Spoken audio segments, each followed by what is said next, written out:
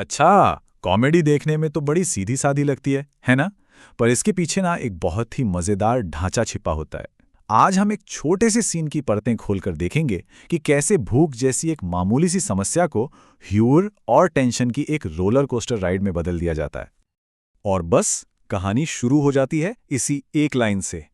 ये सिर्फ एक शिकायत नहीं है, ये तो पूरी कहानी का इंजन है। ये एक ऐसी बुनियादी जरूरत है जो तुरंत दांव पर लग जाती है और आगे होने वाले हर मजेदार और उलझे हुए फैसले की वजह बनती है। तो चलिए मिलते हैं अपने दो मेन कैरेक्टर्स से, बंटी और पप्पू। देखिए, अच्छी कॉमेडी अक्सर किरदारों को उनके सबसे बुरे दिन पर ही पकड़ती है। एक फेल जॉब इंटरव्यू के बाद वो अब बेरोजगारी जैसी बड़ी समस्या से नहीं, बल्कि भूख जैसी एक फौरी और ज्यादा मजेदार समस्या से जूझ रहे हैं। और ह्यूमर की शुरुआत बस यहीं से होती है। और यहीं पर ना इन दोनों किरदारों के बीच का जो फर्क है वो देखने लायक है। बंटी तो पूरी तरह निराशा में डूबा हुआ है, वो हमारा स्ट्रेट मैन है जिसकी परेशानी एकदम असली है। दूसरी तरफ है पप्पू, जो एक नंबर का जुगाड़ू है और तुरंत मुसीबत से निकलने का प्लान बनाने लगता है। कॉमेडी का ज्यादातर हिस्सा इन दो अलग अलग नजरियों के टकराव से ही पैदा होने वाला है।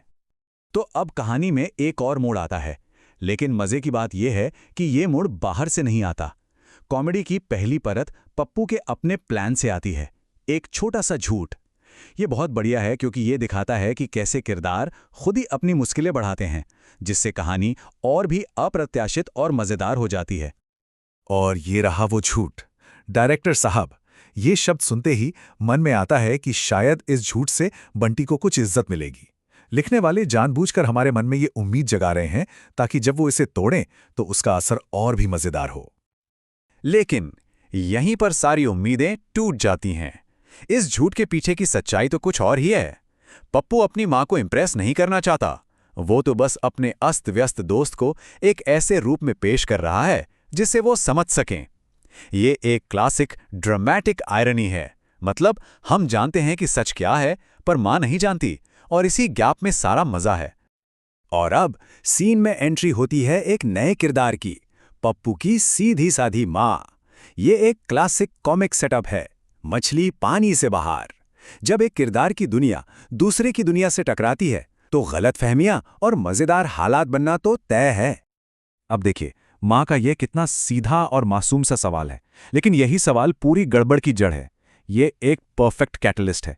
ये बंटी को अपनी झूठी पहचान बचाने के लिए एक और झूठ बोलने पर मजबूर करता है, जिससे वो और भी हास्यास्पद हालत में फंस जाता है। यहाँ सारा का सारा मजा जो है ना, वो इसी बात से आता है कि एक ही चीज के दो अलग अलग मतलब निकाले जा रहे हैं। बंटी के लिए ये फैशन है, माँ के लिए ये गरीबी या पागलपन है। एक ही चीज, दो बिल्कुल अलग दुनिया है, और इन दोनों के बीच की खाई ही कॉमेडी को जन्म दे रही है। और ठीक जब लग रहा था कि चलो कहानी तो बस इसी मजेदार गलतफहमी के इर्द गिर्द घूमेगी, तभी एक फोन कॉल आता है। ये कॉल हल्की फुल्की कॉमेडी को अचानक गंभीर बना देता है और सीन का दांव आसमान पर पहुंचा देता है। अब सबके मन में यही सवाल है, क्या ये कॉल बंटी की किस्मत बदलने वाला है या फिर ये उसे एक और बड़ी मुसीबत में डालने वाला है? कहानी एक पल में उम्मीद और टेंशन के बीच झूलने लगती है।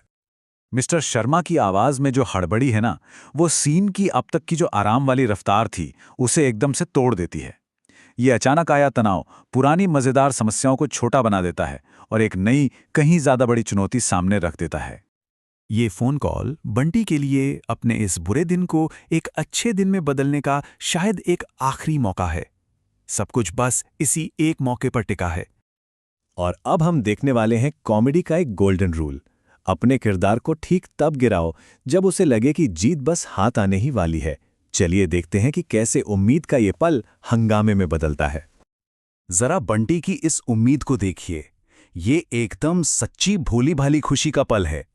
लिखने वाले जानबूझकर इस खुशी को उसके चरम पर ले जा रहे हैं, क्योंकि उम्मीद जितनी ज्यादा होगी, आने वाला झटका उतना ही मजेदार और असरदार होगा।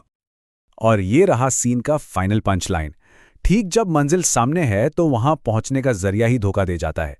ये एक परफेक्ट क्लिफ हैंगर है जो हमें एक अधूरेपन के एहसास के साथ छोड़ देता है और ये सोचने पर मजबूर करता है कि क्या कॉमेडी का असली मजा इसी में है कि जैसे ही आप एक मुसीबत से निकलते हैं, एक नई और शायद उससे भी ज्यादा मजेदार मुसीबत दरवाजे पर खड़ी होती है।